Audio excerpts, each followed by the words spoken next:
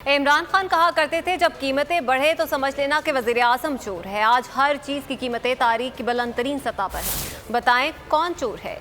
इमरान खान ने सिर्फ एक वादा पूरा किया।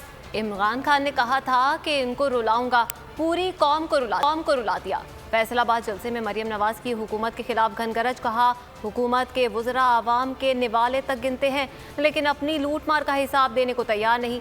मौलाना फजल रहमान ने भी हुकूमत को आड़े हाथों लिया। बोले तुमने सबको चोर कहा, खुद तोहफे की घड़ियां तक बेच दी। हुक्मरानों का एहतसाब का ड्रामा खत्म हो चुका। अब PDM इनका एहतसाब करेगी और कैफरे किरदार तक पहुंचाएगी। इदारों के दुश्मन नहीं, इदारों को मुस्तहकम और ताकतवर देखना चाहते हैं। एक शख्स था जिसका नाम था इमरान खान। वो कहा करता था जब आटा महंगा हो जाए तो समझ लो वजीर आजम चोर है।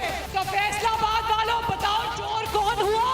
पेट्रोल 138 रुपए लीटर है तो चोर कौन है? जब अपना हिसाब किताब देने की बारी आई तो नैब का पूरा कानून ही बदल दिया।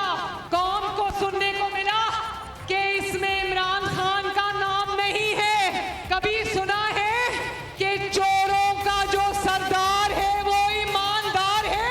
तुम कब तक इस बात पर सियासत करते रहोगे कि फलाना चोर है और फलाना चोर है? तुमने तमाम सियासतदानों को चोर कहा, तुमने मुंह की खाई, बाकियों को चोर मत कहो।